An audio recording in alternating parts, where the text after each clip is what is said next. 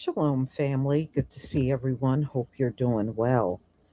Well, we're going to talk about Jeff Metcalf. He sure has been very loud and vocal since the court case ended. And he is what I thought he was all along. And I know many of you felt the same way. I'm not surprised this man is an open racist, and that explains why his sons were bullies. And he is really the main contributor to why his son is laid up in the boneyard right now. And I am not shocked, but I do have a warning for you, Jeff. We've seen these sort of things happen before in the past. And one thing you don't want to do is mess with the chosen. You absolutely don't want to go there. Let me tell you something. Back when Trayvon Martin was unalived by George Zimmerman, there was a man that was defending him very loudly and boldly on all types of media stations defending George Zimmerman.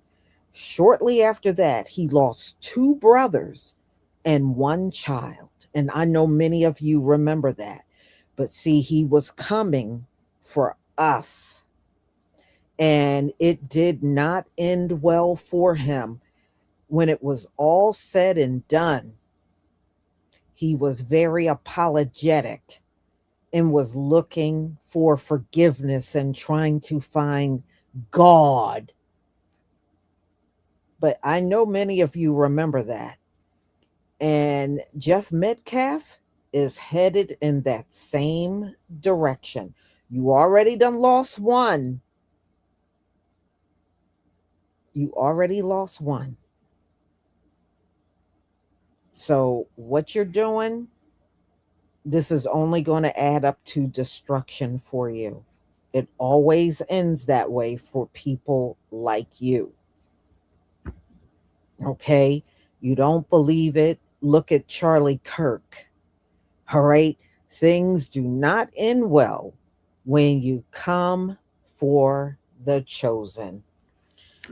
And this man is on that path for real. So y'all, I know you've seen some of these videos, this interview he did, and he's just going off. And you can tell his children did not get good guidance throughout their life. They didn't. They just got a bunch of racism and bullying. And I've heard a lot over these past few days, y'all. His twin son, Hunter, admitted he started the fight with Carmelo. And Austin, he said, would always have his back, even if he was wrong.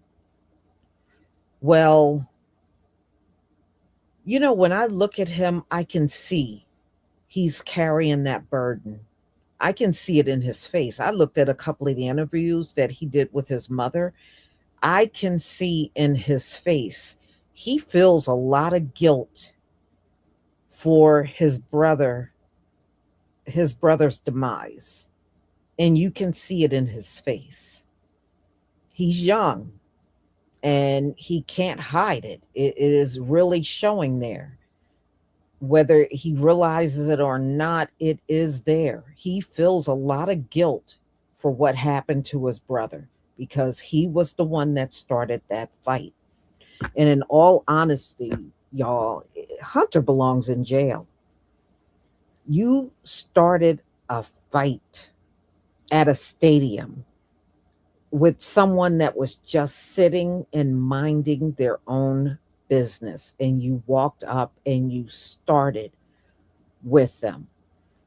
And then I saw another video of the mother was crying, and their relationship with their kids is weird. That's all I got to say. Yeah, and I did hear about one of them jumped on Jeff and beat his ass, his own son. And Jeff and his ex-wife are not together, and when I was hearing online, it was a lot of domestic violence in their relationship.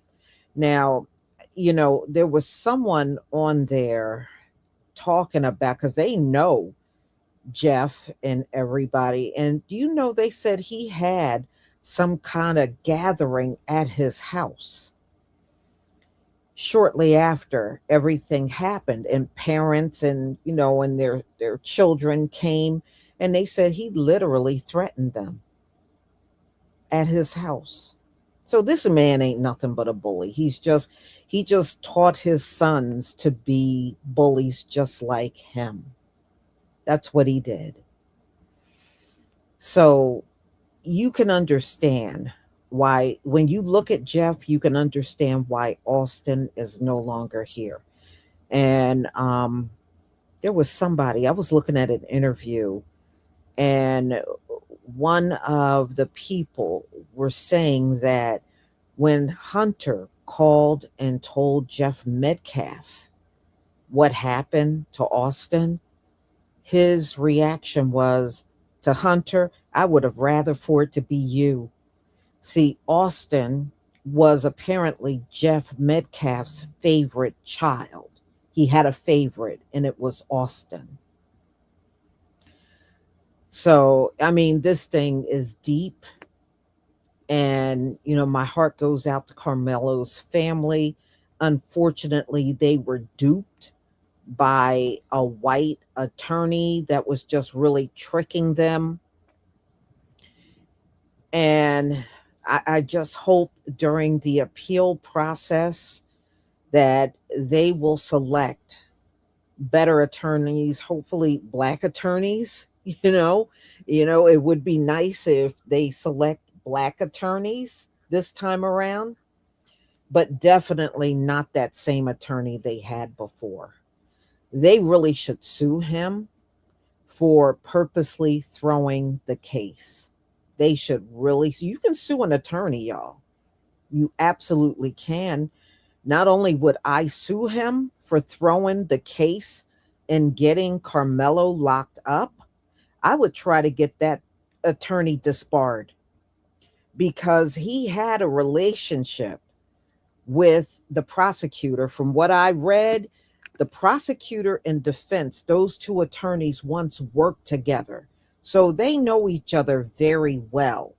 And being that he did such a lackadaisical job on the behalf of Carmelo Anthony, I would try to get that sucker disbarred. I would.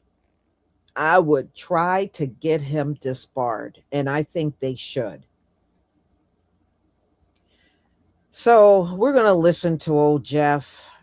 You know, Towards the end, there's a video that I found that was kind of funny, but it has nothing. Well, Jeff Metcalf is mentioned in it, but so are a lot of other people.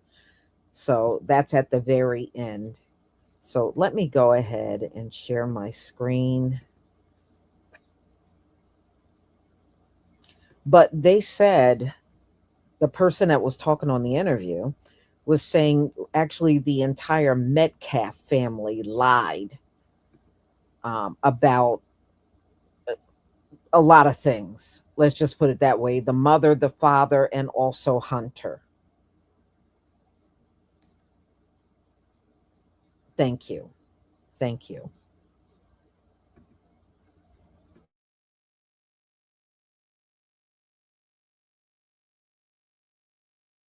Okay, let's talk about this man and his watermelon felon comment. Okay, so he's making headlines. This is Austin Metcalf's dad, because he said watermelon felon. What you did not post is the context of which he used it. He said he is sick of people disrespecting him. He's tired of the race wars, making it about race, when clearly he said several times he's not racist. He said, and I quote, "Here, let me make up something racist so it'll go viral. How about watermelon felon? How's that work for you?" And to his Like he expected, it went viral. It was to make a point. Y'all have pushed that man to his damn breaking point. When you find a white person, let's have the hard conversation it is to have. When you are faced with a situation like this, and he's told you his standpoint several times, he just wanted justice for his son. You didn't post that he condemned pro-white groups. You didn't post that he condemned all of the racism towards Carmelo Anthony. You didn't post that. You only want to post watermelon felon because this country has an addiction to race bait. It's a sickness. And I've talked about it several times. This man is screaming at you. He's tired. He has been insulted. You making fun of his son. Everybody on the planet feels that his son deserves what happened to him because of the races involved, and that man's sick of it. That's a grieving father. You left out the part where he condemned Carmelo. Yes, y'all, this is a raccoon. And you know what? You would think, and my point is about showing her, is you would think that after all these years of us living in this very racist system, that our people would know better. But unfortunately, she sort of looks like a Gen Z person. I don't know what's wrong with these folks. And I'm not saying all of them are like this, but I notice when I see people with her kind of opinion, it's always these Gen Z type people. I'm just saying, y'all. I'm just saying. You may not agree with me, but I'm just saying. It's like she got the ability to overlook everything except for anything that happened to Carmelo. She's willing to overlook anything this man says she's ready to defend. All right. Here with a deeper dive into this live video of Jeff Metcaf, where he basically goes on to use the racist trope that black fathers are not around, that they abandon their children, and that his kids weren't bullies. Listen here. Maybe they're not around. Maybe they don't have a father in the house. I don't know. But people said, "Oh, your kids are bullies. You come, they divorced. It's a split parent home." I got news for you. We live 12 minutes apart. I saw my kids. I hunted with my kids. I fished with my kids. I never once abandoned them. And neither do black fathers. This is just a racist trope used by people to discredit black fathers who are some of the most involved fathers statistically in the world. But he goes on to point out that he's not racist. He doesn't see color, which is what all racists always say. Our boys were very well-rounded, very diversified. We don't see color. We're not racist. We have friends of all diversity. Whenever a person tells me they don't see color, I automatically don't trust them, because people that tell you they don't see color are the biggest ones that show microaggressions. That's one thing I know, that those two things seem to go hand in hand. If they don't see color, that's the one that's going to show you the most microaggressions each and every time. I'm telling you, I know what I'm talking about. I don't trust nobody to say that. How do you not see color? You must be Stevie Wonder then. Because when I wake up every day and I go out and about, I see it. And I don't think it's wrong to see that people around you, maybe some of them are different. That's not a sin to see that and to recognize that.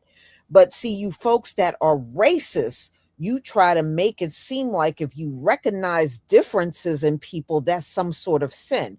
That is nothing that's even valid or true.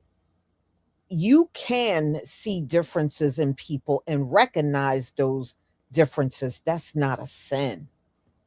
But y'all have tried to make that a sin. And it tells me you are mixing the whole point of being able to see differences in people and recognizing that, and just dealing with it. But see, whenever somebody tells me that, I feel that's very disingenuous. Racism continues in America because your ass do see race. You do see it. That's why you keep teaching it to the next generation and the next one and the next one, because you see race. But when you get in front of people that look different from you, that's when y'all want to get on the soapbox talking all that. I don't see color. I don't see color. That, in fact, I think that's pretty insulting, because what you're saying is you got to block out what I am and who I am in order to accept me. That's very insulting. I would rather for you just not to say anything if that's what you're going to say.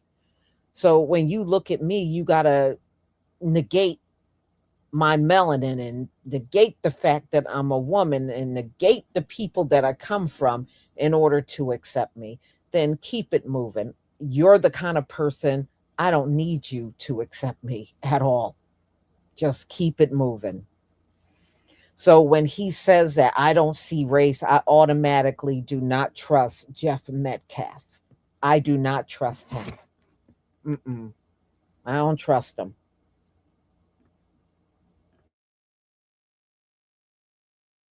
These nationality, ethnicities, it doesn't matter.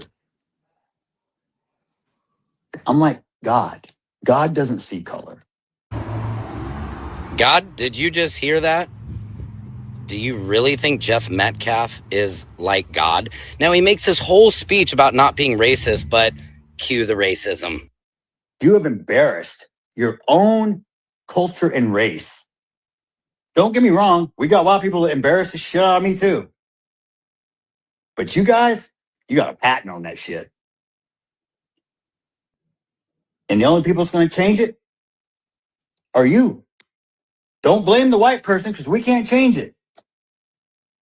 But you're going to blame the white person for every fucking thing else. We're the bad ones. We're the one that held you down.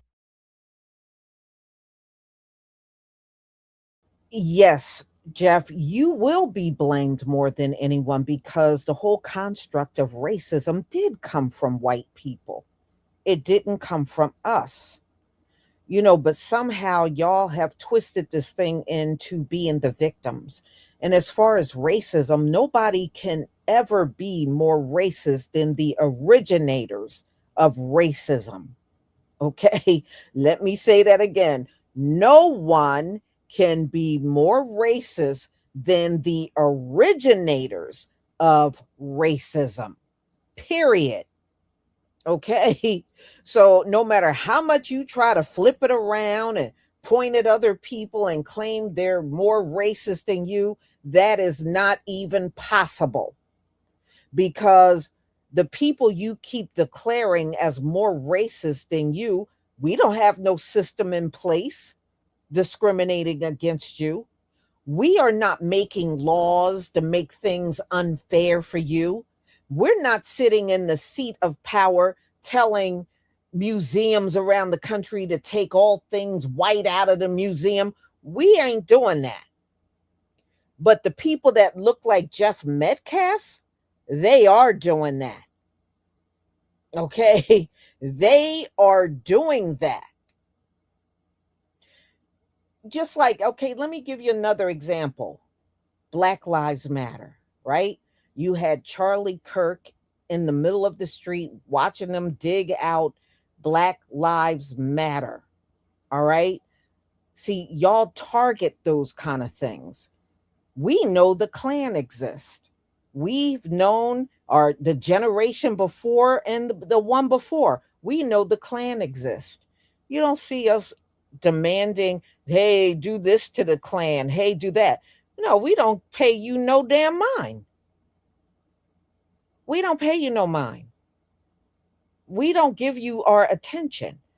But y'all be weighing in on Black Lives Matter. In fact, y'all bring that up more than we do. Just notice online whenever BLM comes up, it's always people that are outside of us that are always the biggest ones mentioning that. So, no, no, Jeff, nobody can be more racist than the originators of racism, period. It doesn't matter what you sit there and say, nobody can outrace y'all. Nobody, nobody ever will on this planet either.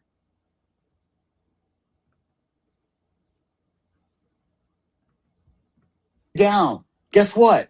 You can do everything in America that I can do.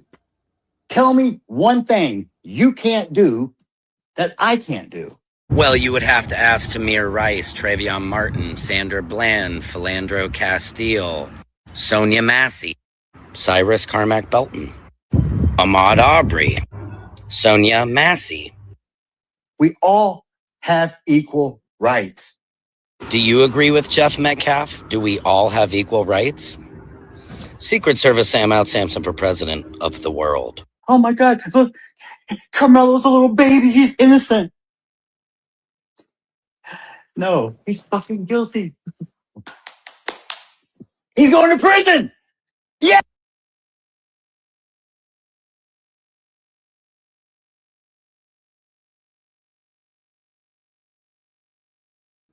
Jeff Metcalf, let me tell you something. Your people have been sabotaging the courts and the system and everything that runs the system forever. We got politicians that do it, regular citizens like you that do it. Y'all have been doing this forever. That's not a victory. That's not a victory. And you know it's not a victory. That's why you're online ranting. Because when you are racist, you're never happy. You're never satisfied. It's never enough. So, no matter what victory you have, it's not enough, because if it was enough, you would have no need to be online ranting. You would go on about your business and be happy about the victory and keep it moving. You are the one ranting on the Black community and single fathers and Carmelo and this and that. You're the one doing that. And it really shows something very underlying about you. And what it shows is you can't be satisfied. Y'all already railroaded this kid in court, but that's not enough. You got to come online and denigrate the entire group, because you know why? Nothing can satisfy a racist. Nothing. It doesn't matter. That's why the victories are hollow. See, you can sit there and do all of that, but at the end of the day, wait until that appeal comes up. He going to be back online ranting all through the appeal. You watch, because nothing can satisfy a racist. So let's go on.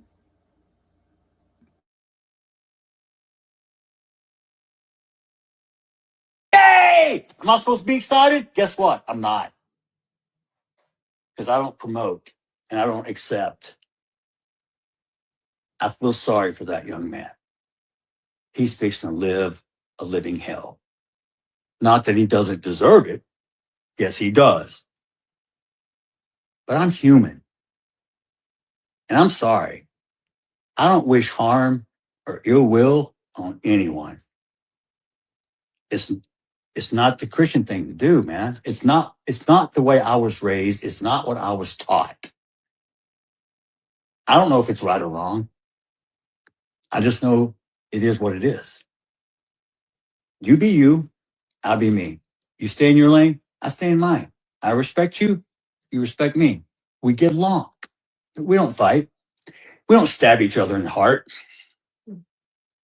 If we have a disagreement, you know what? We can use words. And also, we can agree to disagree, and that's okay. But what's not okay is when you lose control and you do something that you can't take back. And now you're responsible. Yeah, and and what you shouldn't do is walk up to somebody that's not bothering you, somebody that's not harming you, and starting an altercation. You know, y'all don't teach each other that. That's why we see these old ass Karens out here starting with people. But I'm starting to see a lot of people are turning on these Karens big time. Oh, they ain't having an easy time. I watched a video about a week ago. There was a Karen in a fast food joint. She was messing with a younger white, I think it was a white teenager. And she put her hands on this teenager. And when I say he flattened her butt out on that ground, he did. See, Karen ain't having such an easy time out here anymore. And I've noticed that over the last few videos. There are people that ain't taking that crap off of Karen anymore. See, Karen is the end result of you not minding your own business, just like your twin boys did not mind their own business. If they had, Austin would be here today. See, y'all don't teach each other that. You don't. And if you did, Austin would be here. But y'all don't teach that. That's why we see these old ass, butch looking, burly women of yours walking around here antagonizing people in public. Yes, Karen is burly looking. They're all burly. You just look at these women. Most of them are fat. They're out of shape. They're burly looking. And there's nothing feminine about them at all. That's Karen. And it is very clear when you see that they have never been taught to mind their own business. You see it in the young, you see it in the old. They don't teach that to each other. So that's where Jeff dropped the ball as a parent. Let's go on.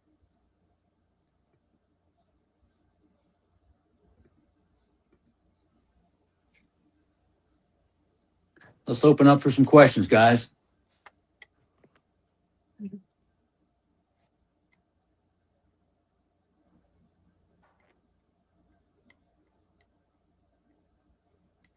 Okay.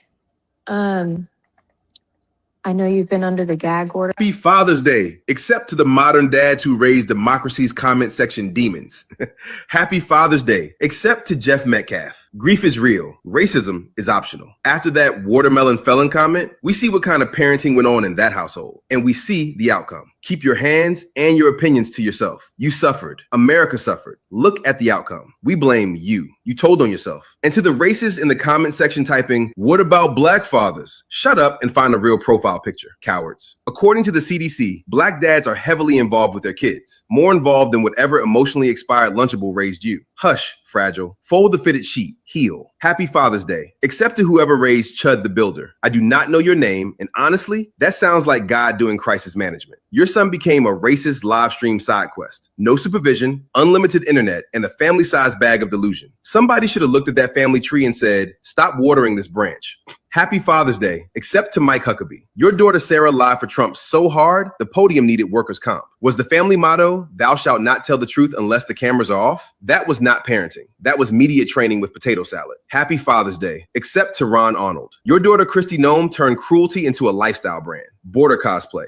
ICE photo ops, and the memoir where the dog did not make it. You had one job, raise a person. Somehow, you raised a campaign ad with a hunting license. And to narcissistic fathers and fathers who raise narcissists, congratulations. You are a national emotional weather event. You could have shown love. You could have taught accountability. Instead, America got adults who treat empathy like a software update they keep declining. Happy Father's Day, except to Michael Miller, Stephen Miller's dad. Your son looked at immigrant families and said, what if paperwork could scream? What in the hell did you do to make that weird kid? Did you hug him with the clipboard and the Klan hood? Happy Father's Day, except to Errol Musk. Apartheid-era South Africa already had enough problems, and then you raised Elon Musk. Sir, you helped produce a billionaire grievance satellite beaming racial panic across the planet and turning elections into notification settings. Happy Father's Day, except to Fred Trump. You raised Donald Trump. Nuff said. Cash at me at $ Marcus Farrell 20. Did I miss anybody? And please don't say yo dad unless you are Mag.